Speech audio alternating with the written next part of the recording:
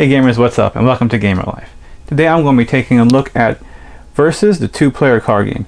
This is a non-collectible, customizable two-player card game that each player represents a character in the Marvel Universe that's trying to take out the other player.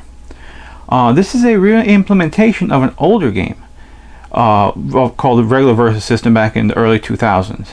Now, like I said earlier, this is a non-collectible card game, but it's customizable. So it's very similar to Fantasy Flight's living card game model. Now, they can't call it that because Fantasy Flight's trademarked it. So let's take a look at how the game's played, and I'll do some comparisons with what I can remember from the older game, and then I'll tell you what I think. So here's pretty much what you get inside the box for Versus, the two-player card game. Like I said earlier, the object of the game is to knock out the opponent's main character. The game comes with 16 characters. Let's take a look at one real quick. Here's Wolverine. Now, if you look closely, you'll see his attack power, his defense power, his team affiliation, and how much wounds he has. Whenever the main character, the main hero, takes wounds equal to his health, he's KO'd, and the other player wins the game. Now, these characters come in two levels. You have the level 1 character, and then you have the level 2 character. And each character has their own ways to power up. Also, if you look here, they have a special ability. Now these are called superpowers. To do these superpowers, you have to discard a certain card or activate a location with that symbol to get those bonuses. Now, there are 4 types of cards: the main character cards, the supporting characters, the plot twists, and the locations. So let me talk about each type of card real quick. So like I said earlier, this is a regular supporting character. That this number to the left is its attack, right is defense, its wounds. That's how much the character costs to bring out. Its team affiliation. Right here, if it's highlighted in yellow, this character has range, so obviously Cyclops has range, while this character here, Thor, doesn't have range, but he has that little symbol there. That's his flight. Like I said earlier, that's how much wounds this character has. So Thor has 2 wounds, while Cyclops only has 1. And like I said, that's how much they cost to bring in. The plot twists, there are a couple different types of different types of plot twists. The first type is, if it has that symbol there, that means it could be played on an opponent's turn, and it tells you what it does. Some other plot twists have that symbol there. That means that they can only be used for that specific faction. The game comes with 4 factions. There's Avengers, X-Men, the Villain Group, which is this symbol here, and Guardians of the Galaxy. There's some other ones like the same one, for example. This can only be used during your phase because it says main phase. I've already talked about the characters, and then we have locations. Now, these locations can be used for two ways. One, you can play when during the game you will you can lay down a card for a resource. You can also then discard this card to activate a superpower. There are the generic ones like these here, and then there are the special ones for a specific faction. So obviously the Avengers Mansion obviously will only provide these 4 symbols for an Avengers character. So how basic gameplay works is each player will have a deck of exactly 60 cards. They will start with their starting hero at level 1, and then they will draw 7 cards. After that, they can then lay down any card they want as a resource. So you can if a card can be laid down face down as a resource, or if you have played, or you can play a location and play it face up. So you can use any card you want as a resource. After that, you then go into build phase. You will then spend your resources to purchase characters. So, for example, if you had 2 resources, you can pretty much exhaust them to bring out a level 2 character.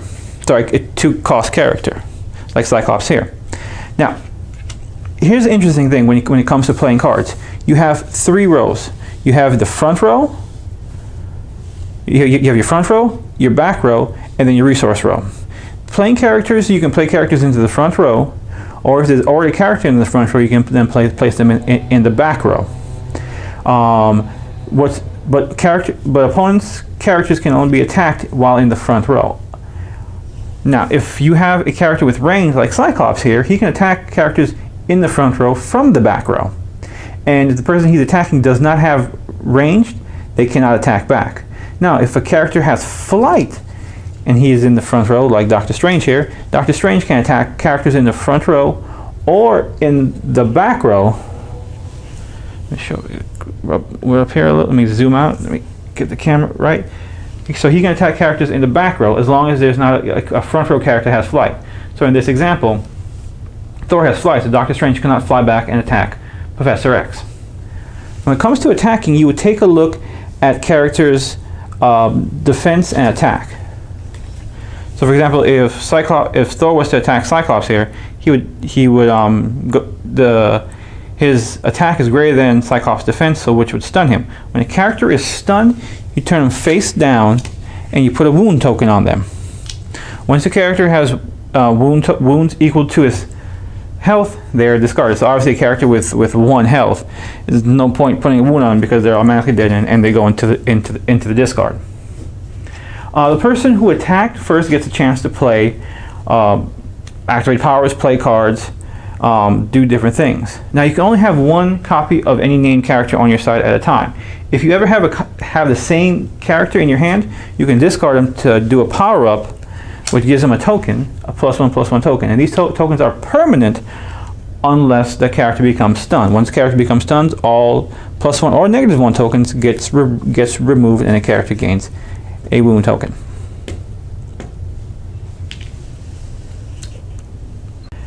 Now there's a few other things you can do. You can do a team attack. If 2 characters have the same affiliation and are in the same row, they can team attack a character that they can both hit. So in this example, Wolverine and Cyclops, since they're both on the same affiliation, can team attack Professor X over here. And since they're in the front row and Professor X is the only character on the opponent's side, he's also considered to be in the front row. So even though Cyclops has ranged and Professor X has range, they are currently doing a physical combat, not a ranged combat. Now I said earlier you can level up your heroes. So let's take a look at some of those powers real quick. Like for example, Wolverine here. Whenever he solo attacks, so he cannot team attack, whenever he solo attacks and he stuns an enemy character, he gains an experience point. Now see that number right there in the parentheses there? I don't know if you can see it too good or not. That number in the parentheses 3, that means that whenever he does that, whenever he gets 3 experience points, he'll level up and go into his level 2 side. Now level 2 side still has the same 5 hit points, but as you notice, they have much stronger attack and defense, and they have slightly more abilities. The main one that makes Wolverine pretty cool is the fact that he can heal himself. So that fist means you use a fist power, and he recovers a wound, which is pretty cool because, like I said, once you get up to 5 wounds, your opponent wins and you lose, so he can heal himself. So that's why he's so cool. Let's take a look at some other characters here. While Captain America is slightly different. Captain America levels up when he team attacks. So while Wolverine wants to go in solo, Captain America wants to fight with his other teams. And like I said, because to do a team attack, they all have to be the Avengers affiliation. Star-Lord here. Star-Lord's pretty cool. You use that yellow, I call it yellow, the yellow superpower, and you can character costs 1 less to recruit. So by using that power, you can pay 1 less to recruit characters. So he can speed up the game a little bit, so he can bring out the bigger guys faster. There's some other characters too, like Magneto. Magneto's pretty cool too. He has both flying and ranged. And at the start of your turn, as long as he's not stunned, he gains an XP. So as long as he's not stunned, he's gonna level up. One other one I'd like to show you is, where is he? Most of these guys have 5 hit points, except for the Hulk. Hulk has 6, and whenever he gets stunned, he gains an experience point. So as he becomes more hurt, the closer he gets to become leveled up, and he's pretty beefy when he gets leveled up too, 6/6, and you can put a +1/+1 counter on him, and you can also remove those counters to draw more cards. Because every card in this game is important because it can be used as a resource or for what the card is itself, which is one of the cool things I like about this game. So let's talk about Versus system. Now, like I said earlier, I played the original version, and I liked it then, and revamped edition, or second edition, as I like to call it, is also very good. Now, the biggest change was the main character. In the original game, each player had 50 endurance, and once the opponent get down to 0, you win. While this game, you're trying to knock down the opponent's main character. Also, they simplified board play, in which when you had the front row and the back row, you can do some stuff like support and help them out. And once the character got stunned, I think you took endurance loss equal to its cost or something. Don't quote me on that.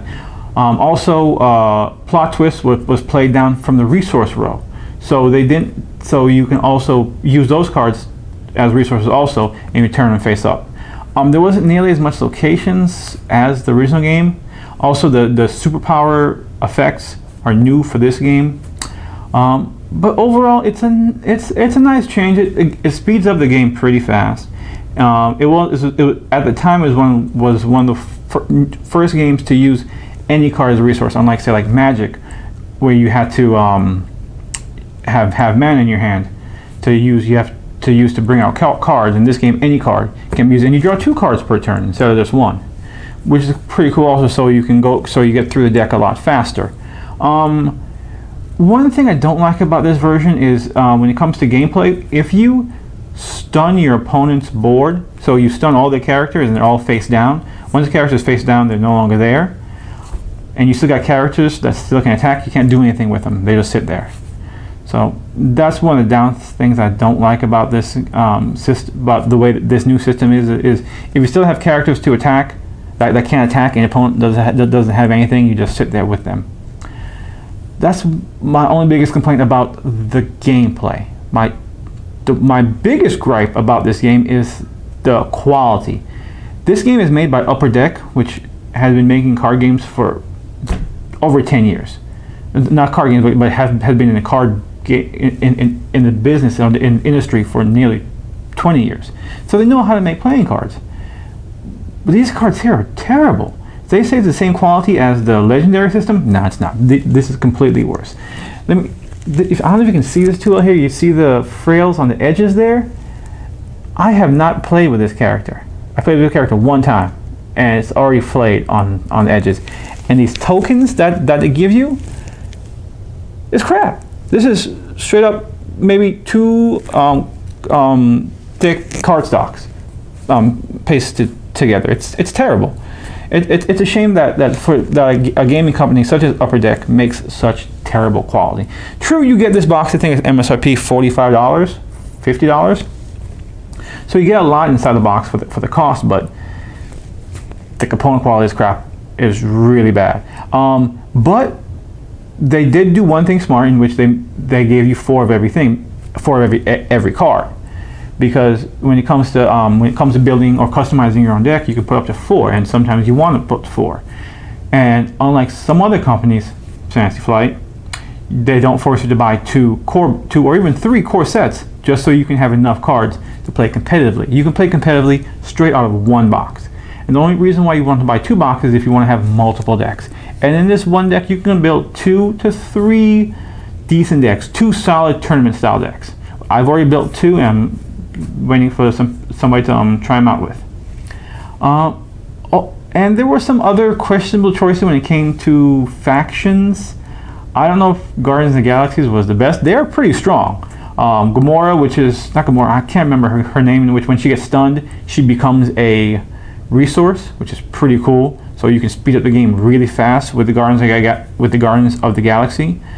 Some other characters, there's 4 heroes per faction. So like for the X-Men, there's Storm, Professor X, Wolverine, and Deathpool. I don't know why they chose Deathpool, whatever. And the villain faction, the super villains, they put nearly every good villain inside there.